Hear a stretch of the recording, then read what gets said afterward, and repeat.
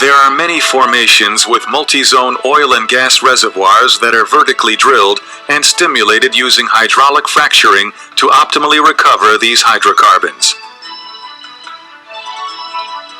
In this example, we show a well targeting 3 sandstone layers, although this number may vary in different oil and gas plays.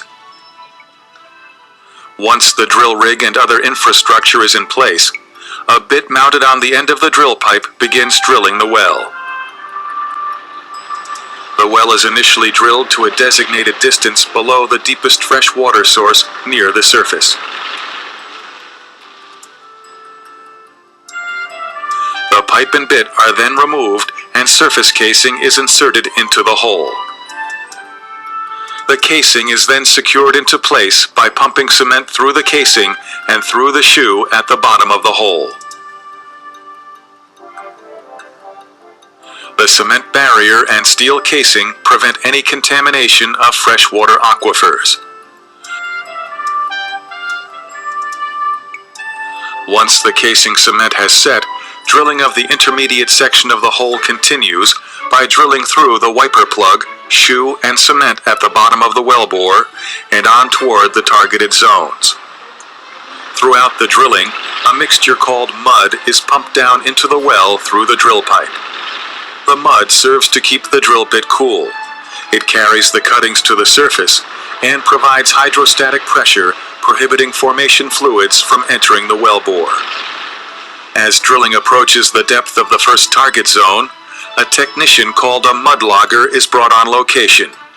He analyzes the cuttings, identifying the downhole lithology and any presence of hydrocarbons. As the well is being drilled, he provides real-time information to the company geologist and rig personnel. Once the bottom of the intermediate section is reached, the drill pipe and bit are again removed from the wellbore, and intermediate casing is inserted into the hole and connected to the surface casing. The intermediate casing is also cemented to secure the hole. The drill pipe and bit are again lowered back into the hole and drills through the wiper plug, shoe, and cement.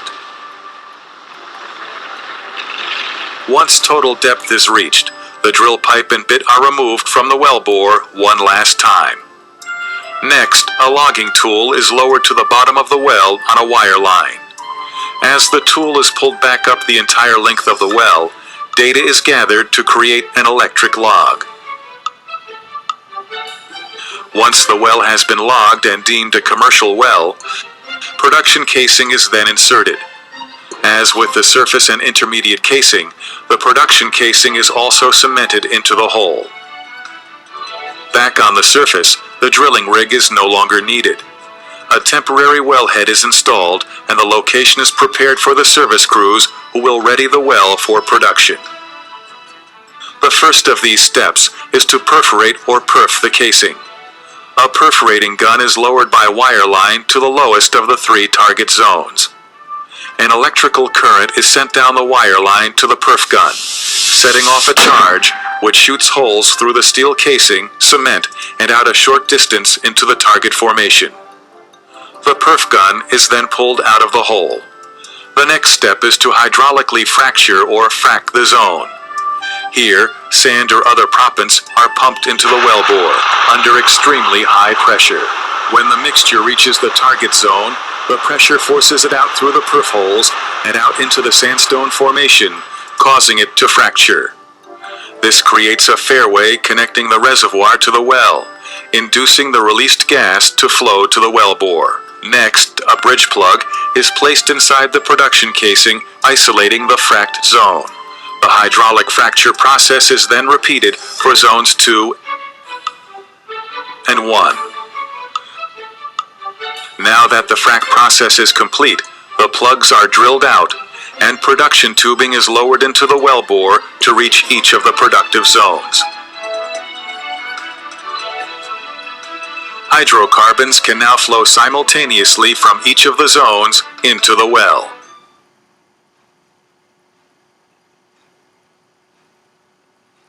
Up to this point, the process is the same as drilling a vertical well. Again, the pipe and bit are pulled out of the hole, and a downhole drilling motor with measurement while drilling instruments is lowered back into the hole to begin the angle building process. The distance to make the curve from the kickoff point to where the wellbore becomes horizontal is just under 1/4 mile. Once the curve is completed, drilling begins on the well's horizontal section, called the lateral. The pipe used to drill the well measures 30 feet in length and weighs approximately 495 pounds each. It takes over 350 pieces of pipe weighing nearly 87 tons to drill a 10,500-foot well. At various stages of drilling, the pipe is taken out of the hole for tool and bit changes and put back in. This process is called tripping pipe. When the targeted distance is reached, the drill pipe and bit are removed from the wellbore one last time. Production casing is now inserted into the full length of the wellbore. Cement is again pumped down the casing and out through the hole in the casing shoe, forcing the cement up between the casing and the wall of the hole, filling the open space known as the annulus. Casing the well is a very important process because it permanently secures the wellbore and it prevents hydrocarbons and other fluids from seeping out into the formation as they are brought to the surface. At this point, the drilling rig is no longer needed. A temporary wellhead is installed and the location is prepared for the service crew who will perf, frac, and prepare the well for production. The first of these steps is to perf, or perforate the casing. A perforating gun is lowered by wire line into the casing to the targeted section of the horizontal leg. An electrical current is sent down the wire line to the perf gun and sets off a charge that shoots small holes through the casing and cement, and out a short distance into the sandstone formation. The perf gun is then pulled out of the hole. Next, because the sandstone is tight, the well will have to be fracked. Known as hydraulic fracturing, this is a process where water, sand, and additives are pumped into the wellbore and down the casing under extremely high pressure. As the mixture is forced out through the perforations and into the surrounding rock, the pressure causes the sandstone to fracture. This creates a fairway connecting the reservoir to the well and allows the released gas to flow to the wellbore. Next, a temporary plug is placed at the heel or left side of the first stage frac. The plug closes off or isolates the perforated and frac section of the wellbore so that the second stage section of the horizontal leg can be perforated and fracked. Tight reservoirs do not contain natural fractures and therefore cannot be produced economically without hydraulic fracturing. The permeability is increased by providing pathways through which gas can flow more easily. With advancements in technology, multi-stage fracking has become the standard for tight gas reservoirs.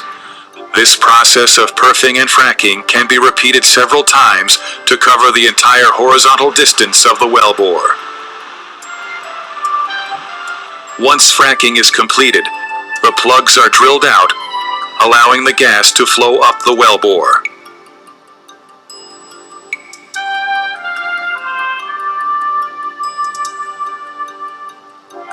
The next step is to install a permanent wellhead, also known as a Christmas tree, and other necessary surface equipment.